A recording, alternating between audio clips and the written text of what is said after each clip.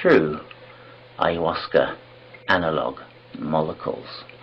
The student of Da Vinci here drawing the UFO. The UFO appearing in the baptism of Christ and the Annunciation. This particular picture is very interesting because there is a starship beaming, a golden beam, a tractor beam, to the pineal gland of the Virgin Mary. The pineal gland that contains endohuasca, that is the endogenous ayahuasca molecules like phenylaline, and which can produce DMT during lucid dreams. What is striking is that above the Virgin Mary is a carpet, and this carpet is not any carpet, it is a Persian carpet, and the red on that carpet is specifically made from one plant, and that plant is the Gunam harmala, or wild rue, the soma plant that contains abundant amounts of harmine, phenylaline, and harmaline. So it is the flying carpet of the Persians. Above her, indicating a cryptic code to the pineal gland. And then on the carpet is what appears to be the wild rue bush itself, with its 5-petaled flower, the baptism plant of John the Baptist. Sambra, it was called by the Mandean followers of John the Baptist. So shamanic plants and UFOs, hand in hand. From Yugoslavia, we see the starship at either side of Jesus on the cross, having yogis meditating in yogic postures. And since the science of yoga emerges clearly in the archaeological finds of the Sarasvati River Valley culture from strong Soma shamanism, this may be significant. The starship is called the Astara and Vimana in the Sanskrit texts. It is the vehicle of the gods. The gods, the Devakasha, are both inner principles, principles of the universe, as well as real intelligences in the universe, in some cybernetic, implicate order and indivisible whole. The Indus Valley seals show a unicorn. The Indus Valley emerges from the Sarasvati River Valley culture, which has its earliest remnants about 11,000 years ago, and who were using the soma plant. Here the unicorn has a special object underneath that is tempting to say is a mushroom, but in fact is a device used in alchemy for alcoholic distillation and for the refining of the essences of plants and metals. This is the first form of the yogic posture. The yogic posture is here of possibly the god Savitara or Indra, the proto-soma drinker. Even the horns on his head are an early form of the mantra Aum, and the glowing light body. So the soma drinker, the shaman, the one tuning in to the animal forms, the totem archetypes of the DNA, is directly in the oldest sources related to yoga. Yoga and alchemy. Now, this ancient culture, pre-Harappa and Harappa, was an advanced civilization. Even 11,000 years ago at Mirgara in Pakistan, they had full cultivation of grains, they had domestication of animals and architecture, sewage systems, and so forth. At the end of this cycle, at Mohenjo-Daro, there clearly was some large catastrophe. There are also mushroom stones, here the Kuda Kalu megalithic mushroom stone, which is believed to be prehistoric, showing one of the so-called soma plants. And the Sarasvati River Valley culture depiction of the constellation of Cygnus as the vehicle, the swan, of the goddess Sarasvati herself, the alchemical lady, who is also the one who founds music and science and wisdom, with a mushroom head.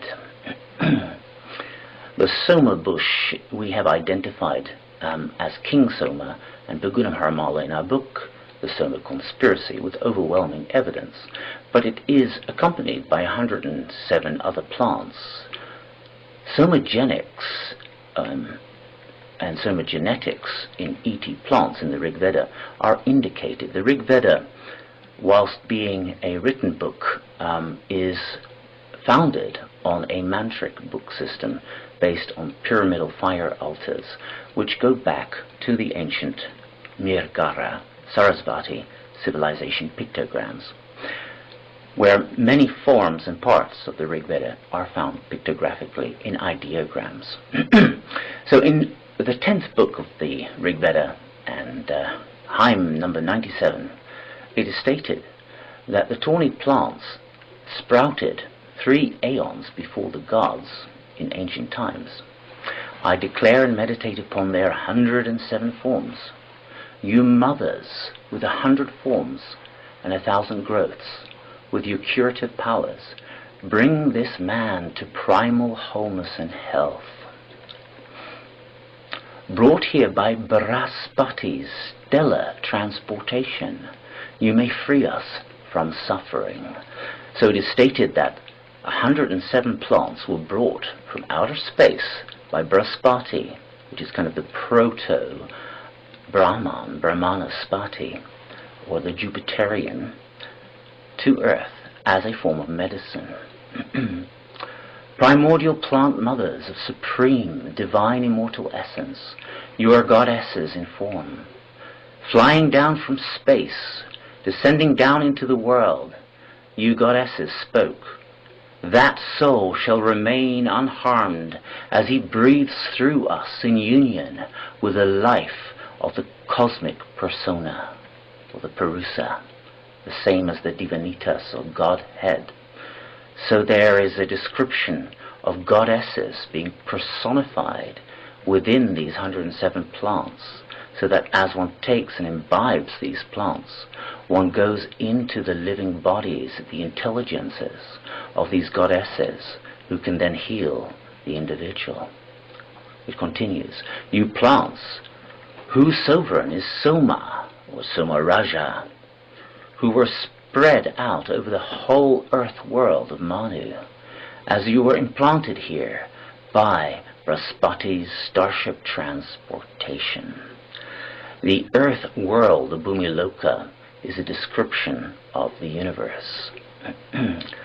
So here we have a very ancient, perhaps one of the most ancient foundations of shamanic healing plants, and the plants are described coming from some form of ultra-terrestrial or possibly extraterrestrial source.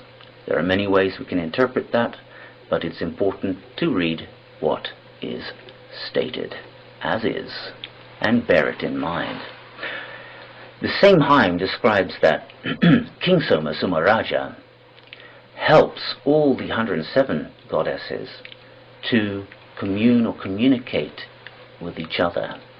Now, the Soma plant, Soma Raja, Pagunam Harmala, or wild ruta, containing harmine, pinaline, and harmaline, has the 8 Hz nuclear magnetic resonation, which gathers all other waves into a coherent cascade above and below, gathered into the golden proportion, into the scale of the Sierpinski triangle, as we explored earlier on, so therefore enabling all of the different spectrums of those plant intelligences to commune through a single central Soma net communicator, an ayahuasca net, just as the ayahuasca vine helps the other plants to communicate together.